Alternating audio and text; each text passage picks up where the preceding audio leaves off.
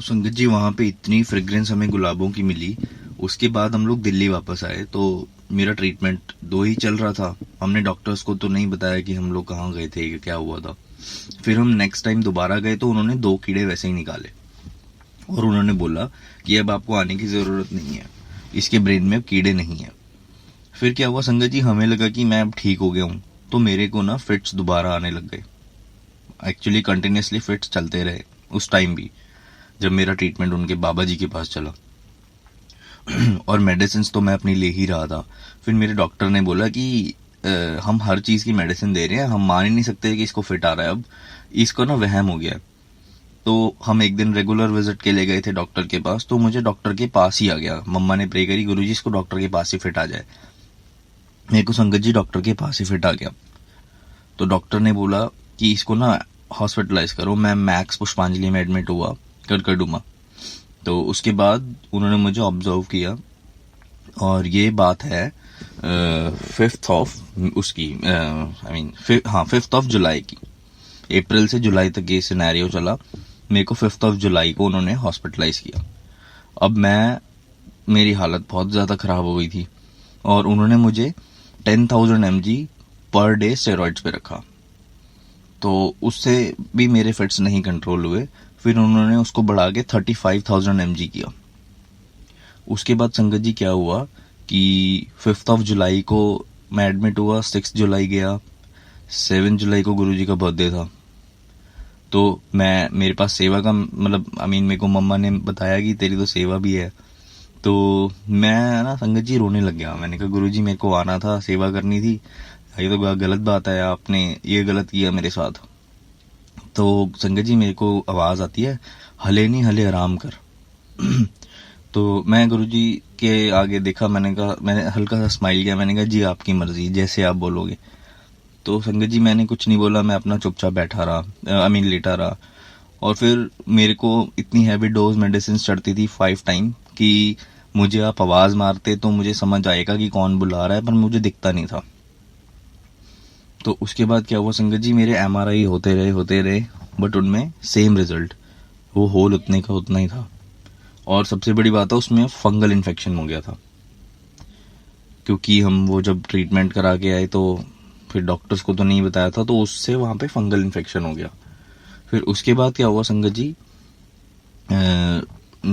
ये 7th जुलाई गया, मैंने हॉस्पिटल में ही केक वगैरह कट किया अपना। 8th ऑफ जुलाई को मैं गुरुजी के आगे रोने लगा कि 9 तारीख को गुरु पूर्व का फंक्शन है, मुझे तो मंदिर आना है, मुझे नहीं पता, क्या कुछ भी करो आप, कैसे भी करो। तो गुरुजी ये संगत जी रात को 12 बजे 7th जुलाई को मैं ये सब बोल के गुरुजी को सोया हूँ। तो क्या हुआ है कि गुरुजी आए हैं मेरे ड्रीम में 12 बजे के बाद, 8 तारीख हो गई थी। फिर वो मेरे एक ड्रीम में आए हैं गुरुजी। तो उन्होंने खिड़की से, मतलब येलो चोले में ही आए हैं, उन्होंने मेरे ब्रेन में हाथ डाला संगत जी, ब्लैक कलर का कुछ बाहर खींचा और उसको ऐसे 2 बार जमीन के ऊपर को झाड़ा और लेफ्ट साइड दीवार पे खींच के उसको मारा और मेरे सर के अंदर जो होल किया था उसको ऐसे बंद करा और कहते कल्याण किता। तो संगत जी जब मैं उठा हूँ सुबह तो मेरे को थोड़ा सा रिलैक्स फील हुआ।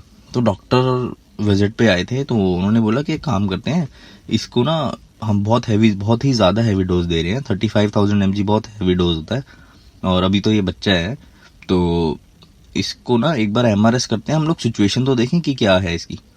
तो मेरे को MRS के लिए लेके गए, क्योंकि मुझे इतना होश नहीं था, मुझे पकड़ के वो लेके गए उसके लिए। तो जब MRS के रिपोर्ट्स आए तो मेरे को ना उन्होंने मेडिसिन बंद कर दी। तो शाम को उन्होंने, डॉक्टर ने हमें अपने केबिन में बुलाया, कहते ये किसकी रिपोर्ट्स हैं।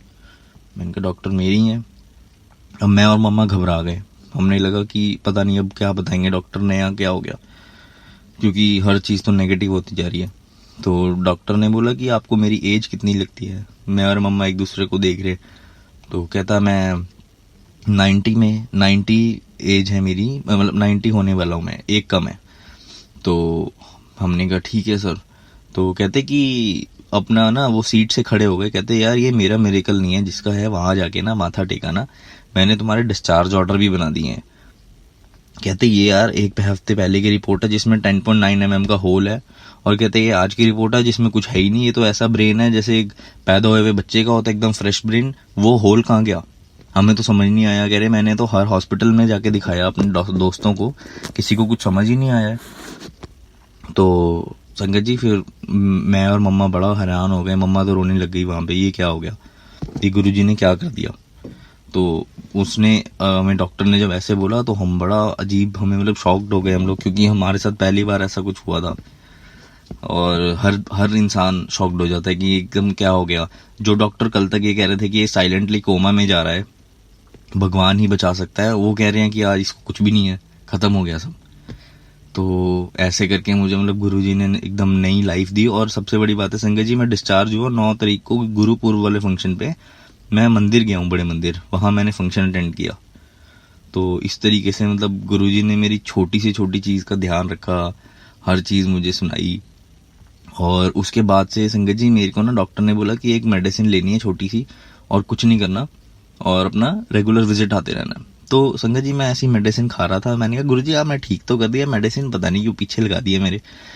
तो एकदम से गुरुजी की आवाज आई, कमलिया मैं तो ठीक करता सी, मेडिसिन तो तू आप ही खाई जा रहा, किस दिखा रहा, मैंने तो पता नहीं, तेन तो डॉक्टर ने भी कहता हूँ ठीक है। संगत जी उस दिन के बाद से मैंने मेडिसिन से उठाई और बाहर फेंकी। मेरे घर वाले बोलते रहते हैं कि मेडिसिन नहीं खा रहा ये वो, मेरा तो अटूट विश्वास है गुरुजी पर, मेरे को कुछ हुआ ही नहीं था। संगत जी मतलब मैं आपको बता नहीं सकता कि शुक्राना गुरुजी का मैं नहीं कर सकता उस चीज को लेके, कैसे उन्होंने मुझे ब्लेस किया। तो बस यही मेरा एक छोटा सा सत्संग था, एक मेरी जर्नी गुरुजी के साथ कहाँ से कहाँ तक लेके आए, वो मुझे कैसे लेके आए, वो मैंने आपसे शेयर करी है। तो संगत जी वहाँ पे इतनी फ्रेग्रेंस हमें गुलाबों की मिली। उसके बाद हम लोग दिल्ली वापस आए। तो